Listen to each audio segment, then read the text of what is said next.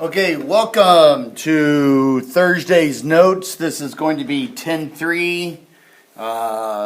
Hopefully your day is going well. Want to make sure I wish you all a happy and safe spring break. I'll see you when you get back. I'll see you when I get back as well, because I'm sitting on a beach at this moment in Cabo San Lucas having a great time. Hopefully you are enjoying yourself. You have a great spring break, all that kind of good stuff. Make sure that you behave for the sub. And here we go. It will be a little bit longer video than normal. I do apologize for that, but I'll try to make it go as quickly as possible. Make sure that you pause when you need to. Stop it, go back, do all that kind of good stuff. If you need to pause, catch up, fast forward, whatever it is that you need to make sure you get this stuff down. All right. Good luck to you. Once again, have a safe spring break. We'll see you on the 24th or 25th, whatever that day is when you get back. All right. Here we go. So problem number 1, it says the model rocket. And it says, suppose you launch a model rocket from the ground. You can model the motion of the rocket using a vertical motion model. A vertical motion model is a quadratic equation that models the height of an object at a given time. And so the first question is, why do you think it makes sense that this situation is modeled by a quadratic function? Well, let's think about a rocket and a model rocket. And if I think logically, if I'm on the ground right here and I'm playing with a model rocket and I shoot it off, it's going to go up and then eventually it's going to come down. And in that sense, a model rocket is going to look a lot like, its path is going to look like a lot like a parabola. It starts on the ground, goes up, hits its maximum height, and then comes right back down. Okay, so why is this going to be modeled by a quadratic function? Because its height is going to be both increasing and decreasing, right? It's going to go up and back down. It's going to look a lot like that. All right, now the function for this is going to be the equation g of t equals negative 16t squared plus 160t. Now make sure that you have your graphing calculators with you as we do this. Okay, so you can plug these in and do this at the same time. So, where g of t represents the height of the object in feet and t represents the time in seconds that the object has been moving. So, first question is, it wants us to describe the independent and dependent quantities. So, the independent for us, and hopefully my pen is charged enough, independent is going to be time in seconds. And our dependent is going to be the height of the flight, right? The height of the rocket. And we'll measure this in feet. We'll measure this in feet. All right, so using a graphing calculator, graph the function, sketch the graph, and label the axis. So I want you to go ahead and start working that right now, and we'll get going. So I am putting this in, and remember, I like using my table function to do this.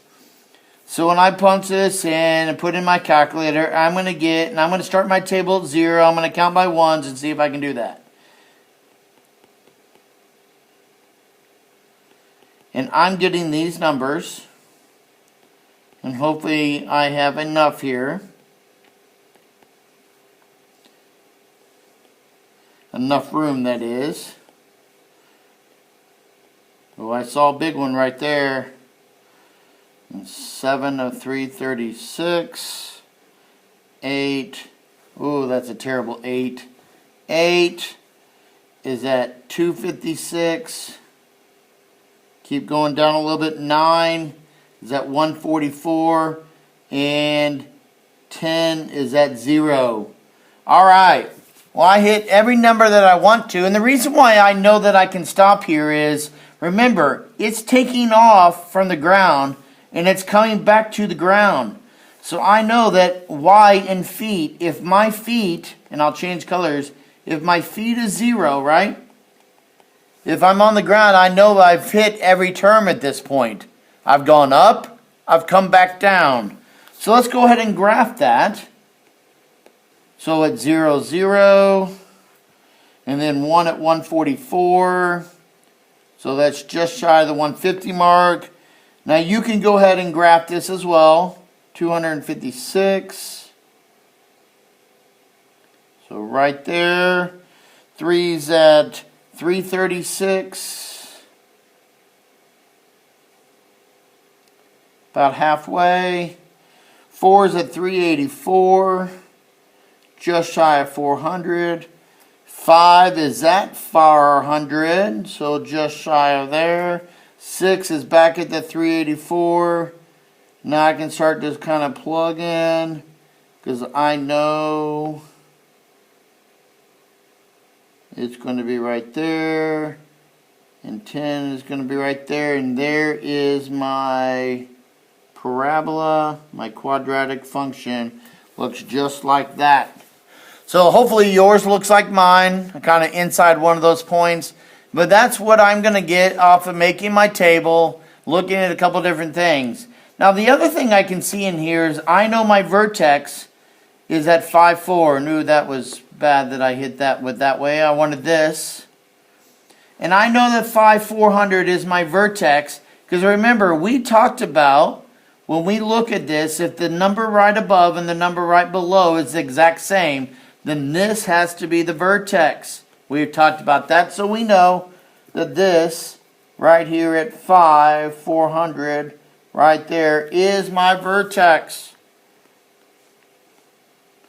Okay.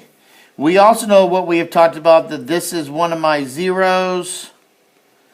This is one of my zeros. This has to also be my y-intercept. Now, you remember, I'm just kind of diving into some of this, the things we know. And we've talked about this little line right here. We talked about this line. This would be my axis of symmetry. And remember, I've told you that you'll be able to take one of these parabolas and dissect it just by looking at it. And that's kind of what I'm doing here. I'm dissecting it as we get ready to move on. So here we go. Let's do question 4. Now it may ask you to refer back to the graph, and you'll have access to that easier than I will. I'll have to go up and down, but here we go. Using the graphic calculator to answer each question. What's the height of the model rocket at 6 seconds? Well, I know that when t, oh my gosh, what am I doing? T is equal to 6. Well, I can go back up here and go when t is 6. Well, right here, t is 6 right there. So now I want to know as t is 6, what is the height? Well, that means my x has to be 6. My y is at 384. So I know when t is 6, the height is 384. And remember, that is a point on the graph, so I'm going to write it always as a point on the graph. If I was plugging that into the function, remember, if I had that, well, it's g of t. Let's go ahead and keep it the same. Remember, our function was g of t equals negative 16t squared plus 160t. Basically, I could have plugged a 6 in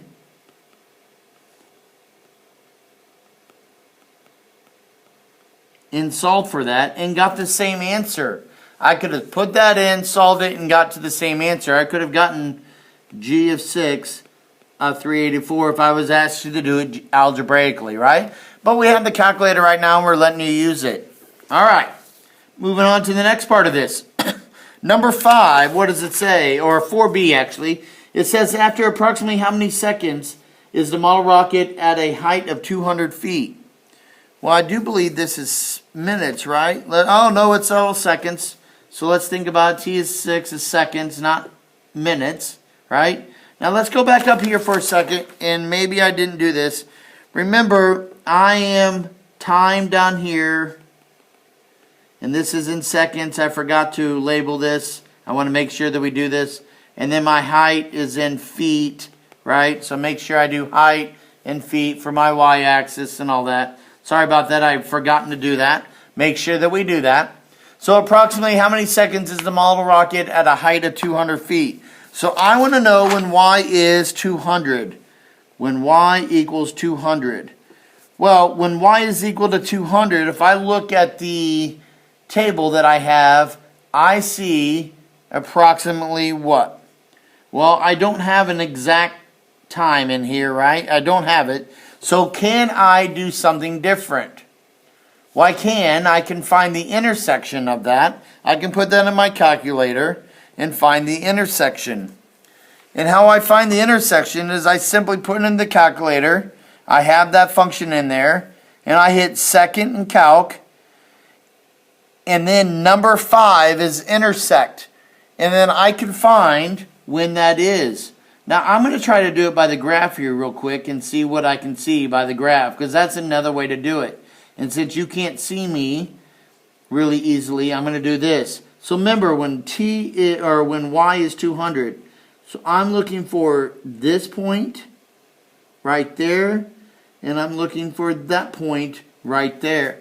And when I look at that, and I can see that basically t is going to be equal to 1.5 and 8.5. Okay, and that's seconds, obviously. Now the 1.5 is when it's on its way up, right? It's going up. And the 8.5 seconds is on its way down. So when it's coming down. So remember, since this is a parabola and it's going both increasing and decreasing, every single time the time is going to have 2 y values. Okay? It's going to have 2 y values. Now the next thing is that we want to find the maximum height to the model rocket. And when is the rocket at its maximum height? Well, its max we've already found. Basically, the max is also our vertex in this case. And our max, we know, happens at the point 5, 400. I have it right there. So I know the max is at 5, 400. Okay? Remember, the max or min doesn't really matter. It is the same as our vertex. So once we find the vertex, we know our max or min. Now, let's go ahead and keep going. Number 5, determine the x-intercepts of g of f and then interpret the meaning in terms of this problem situation. Well, we looked at this already, and I kind of highlighted these in these orange. And that is, I know when y is 0 that I have my x-intercepts. So in terms of this problem situation, I know my x-intercepts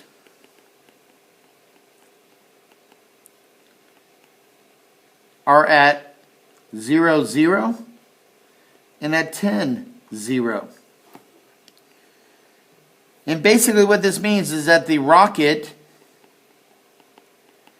is on the ground at 0 seconds and at 10 seconds.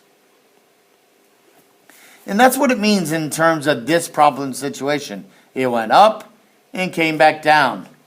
Now, as we do this, we're going to finally get introduced to the idea of zeros of the quadratic function. Now remember, we've been talking about zeros since day one. I wanted to make sure I got this into your head. So the x-intercepts of a graph of a quadratic function are also called the zeros of the quadratic function. So number 6 says, suppose the zeros are values that are not whole numbers. You can use a graphing calculator and intersection points to determine their value without having to guess. Now it says, what linear function could you graph along the quadratic function to determine the zeros? Explain your reasoning. Well, that linear function would simply be y equals 0. Now remember that we call zeros by two other names as well, and that is our roots and also our solutions. And remember, we'll use those 3 words interchangeably, right? Roots, solutions, and zeros we'll use interchangeably. So the linear function that we can use to graph along the quadratic function and determine the zeros is y equals 0. The reason why is that I know that my x-intercept is when y is equal to 0. So x-intercepts are when the graph crosses,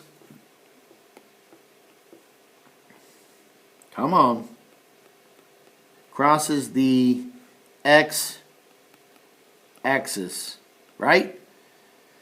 And for the equation for the x-axis, the equation for that is simply y equals 0, right? It's the x-axis. Y is equal to 0. So, the next one says, try it. We'll find the zeros of the function f of x equals x squared minus 6x plus 2 and round to the nearest hundredth. So you can do that. So we can put this into our calculators. F of x equals x squared minus 6x plus 2. So when you do that, and I'll kind of freeze here for a second and let you work with that, and you can pause me if you like.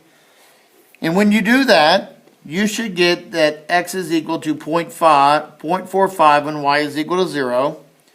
And you should also get x is equal to 5.68 when y is equal to 0. Okay? So if I was writing that as points on the graph, that would be 0.450 and 5.680. Now remember, there's always a shortcut to make your window go. And remember that zoom, right? Zoom, not zoom. Zoom number 6. And that gives us our standard window. And we can start there and make our windows bigger or smaller. That's our standard window, right? Zoom number 6. All right. Now, I'm going to, as I make this is Friday, March 6th, as I'm making this. So on Tuesday, I'm going to make sure that I talk to you about finding the intersection in your graphing calculator. So this will be easier for you as we do this. All right, moving on. Let's change the page. Next, it says the domain and range. The domain of a function and range. Those that had me as Math 1 students, you're going to recognize a lot of this coming up. And one of the reasons why I teach what I do in the second unit of your freshman year is we get to do this year. Now remember, if I have a parentheses, that means not including.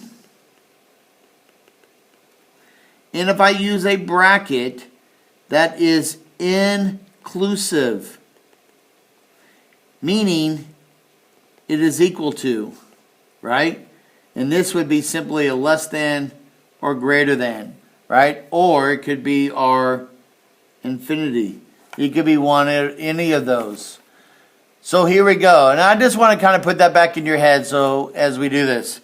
Now, the domain of a function describes all of its possible x values, while the range of a function describes all of its possible y values. Remember, domain is our x values, right? It is our independent variable. Okay? And our range are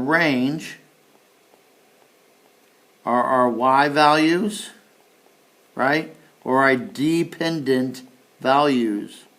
Dependent. Our dependent variable. Okay, so here we go. Identify and describe the domain of the function in terms of the, here we go, mathematical function you graphed. Well, as I do this, domain of every quadratic is simply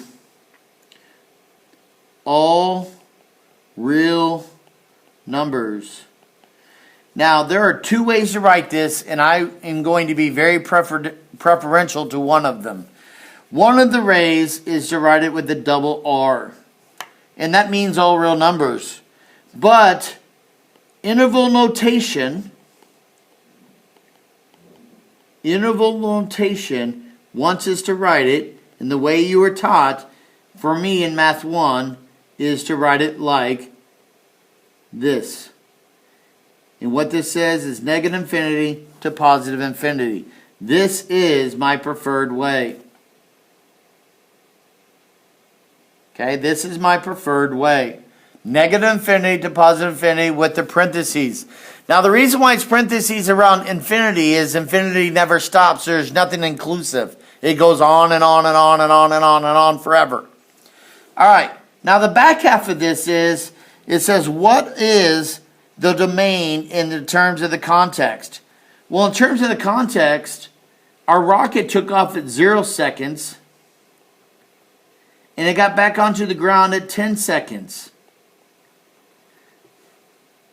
So, in terms of the problem situation, our domain is from 0 to 10. Okay? And understand, in terms of quadratics, our domain is from negative infinity to positive infinity. In terms of the word problem, it would just be from 0 to 10. Okay? Here we go. Number 8. Identify and describe the range of the function in terms of the mathematical function you graphed. Well, two ways to write this again.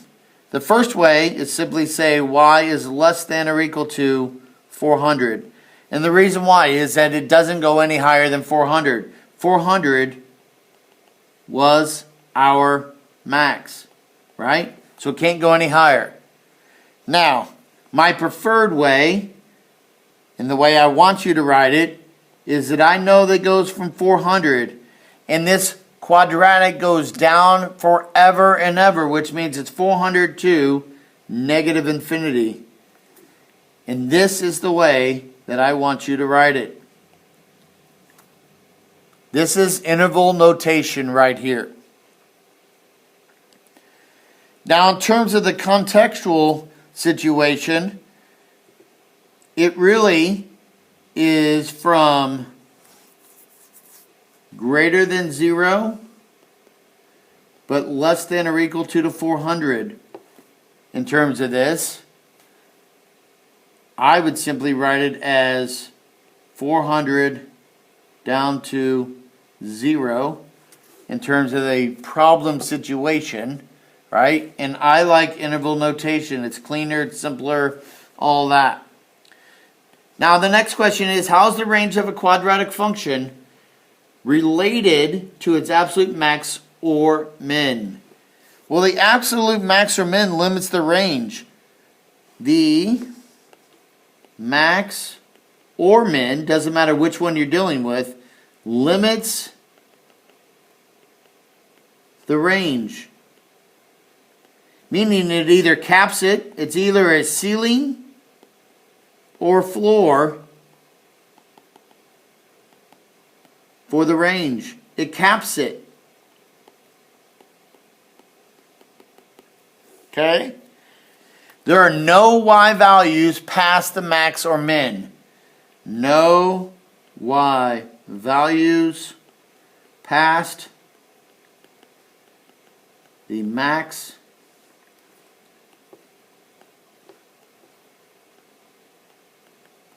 or min. Nothing past it. Alright. The next part of this talks about something we've already talked about briefly, and that is an interval is defined as a set of real numbers between two given numbers. Describe an interval, use this notation. An open interval, parentheses, describe a whole set of numbers between A and B, but not including. I already talked about this at the top. The closed is our brackets.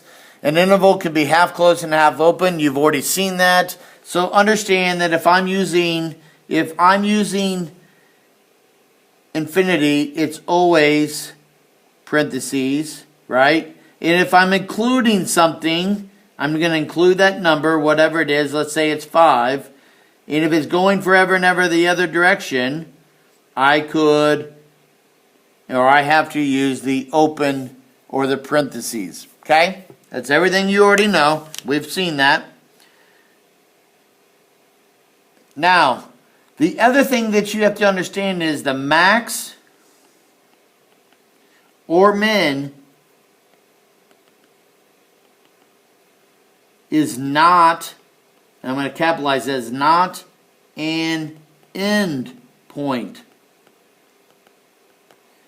and I'm going to take up some space here, it is a turning point. So as I do this, when we talk about a max or min in terms of increasing or decreasing, I cannot have it be closed at that point. Okay? Now we'll get to that. On the range, it is that point. It can't go any higher than that point. But when we talk about increasing or decreasing, it is a turning point. And you'll see that here in a second. So it says, use interval notation to describe the interval of the domain in which the model rocket function is. Well, we've already seen that. Our model rocket is, our domain really is from negative infinity to 5. Because technically that graph is going forever and ever out left to the negative and down on the left hand side. And then it also is from 5 to positive infinity. And this is the increasing or decreasing. So I need you, when we add these kind of problems, let me put it in a color. This is increasing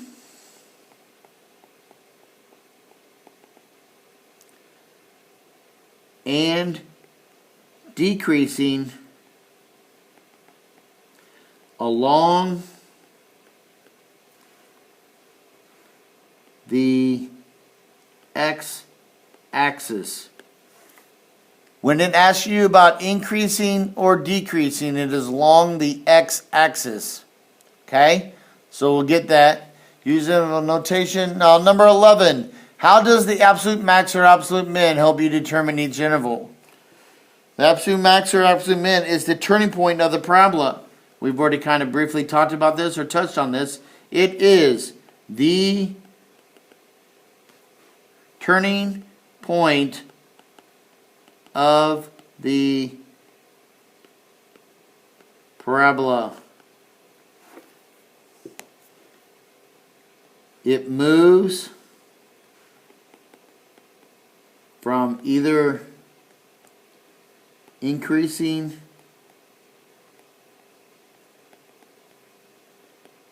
to decreasing or vice versa. Okay? So the max and min is our turning point of this. So let's do some. And it's easier if we just learn by doing it. And those of you that had me for Math 1, you're going to recognize this ability to look at these and do this. So here we go. When I look at this quadratic, and it's f of x equals negative 2x squared plus 4x, my domain, remember that this is running forever out this way when it's running this way, and this one is running forever out this way as it runs this way. So my domain of every quadratic function is going to be negative infinity to positive infinity. Now I will take the double R, but remember I like this right there. And the reason why I like it, I'll tell you why, is that it is interval notation. That is truly interval notation, and you'll use that in college algebra, and you'll use that in Math 3. Okay? It's why I started teaching you it in Math 1, because you'll use this in Math 3. Now my range. Well, I know that my highest point is right here.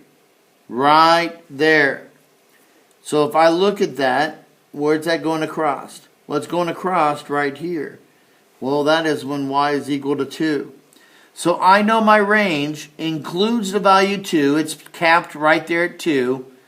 And it's going to go down. The arrows are going down, so it's facing down. So my range is from 2 to negative infinity with the parentheses next to it. Now my absolute max or min is this vertex right here. So that is happening at 1, 2. My y-intercept is where it crosses the y-axis. We could have looked at the function and known this. Now we can look at the function and see what's missing right here. What's missing right there is nothing. But we can also see it right here. and that is my y-intercept is at 0, 0. And we should have known that by looking at the equation anyway. My zeros, where does it cross the x-axis? Well, in this case, it crosses the x-axis at, well, we already have one of them, 0, 0. In my other x-axis, or my other x-intercept, my 0 is at 2, 0. Interval of increase and decrease. Now I'm going to erase a couple things here just because I want some space. Now, interval of increase and decrease. This is in terms of along the x-axis. Look at arrows. Okay, so as I do this, I want to look along the x-axis. So this is in terms of the x value of our vertex. Okay, x value of our vertex. So where are the arrows going along the x-axis? So I want to look at this arrow. Where is this arrow going? Right? Well, when I do that, I want to take my finger, and I'm going to erase this just so we can see that. I want to take my finger, and I'm going to do it with this pen, and I'm going to trace along this arrow, along this line. And where am I going? Well, I'm going up. So I know along the x-axis of this one, I'm going from negative infinity up to 1 along the x-axis. And it's a turning point, so it is an open. I am not inclusive. I'm turning at 1 on the x-axis. Now, where am I going once I make that turn? Well, I'm still putting my finger on it, and now I'm going down. And I'm going down, and I'm going down, and I'm going down. So this is where it's decreasing. So where it's decreasing is at 1, and it's decreasing along the x-axis to positive infinity. Okay, this might be the hardest of all the concepts. It's because you're looking along the x-axis. Where is the graph going? Up to the x value of the vertex, and then at that value it's making a turn and going another direction along the x-axis. Okay? Let's look at some more. 2 more, I think. 2 more. And then we're done for the day. Okay? Easy enough here. What is my domain of this one? This function is f of x equals x squared plus 5x plus 6. So the domain, which is going to be the same every single time, is negative infinity to infinity.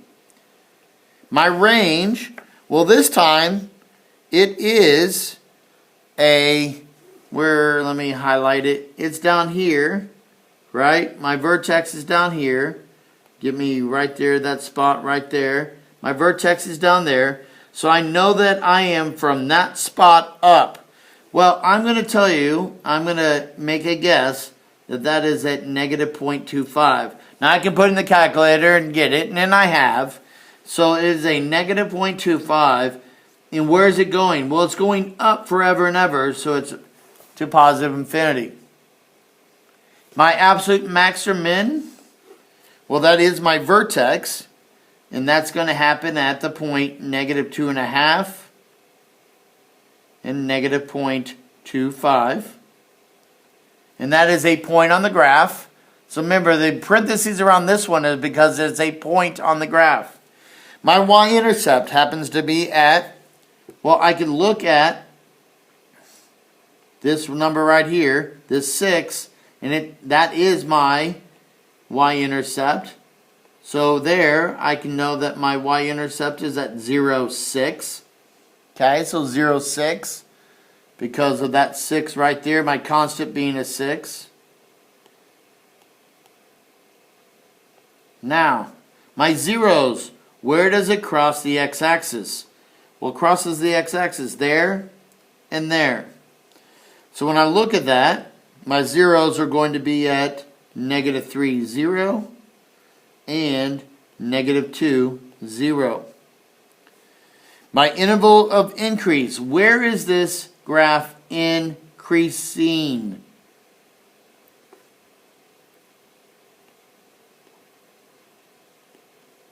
Well, where am I increasing at? Well, my graph is increasing this way. So I know that I'm increasing from negative 2.5 along the x-axis all the way to positive infinity along the x-axis. I'm going up this way. As it goes up, I'm going out. So along the x-axis, it is increasing that direction. Where is it decreasing? Well, it's decreasing from here all the way down to the vertex, right? So where is that? Well, from here, negative infinity to my negative 2.5.